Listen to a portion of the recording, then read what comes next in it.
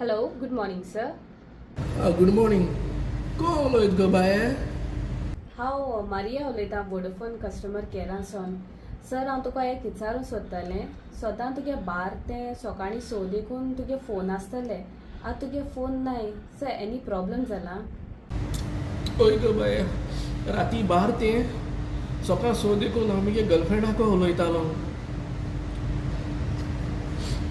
आतां ताका उलयना हांव, कित्याक तेगे ऑलरेडी काजार जालें.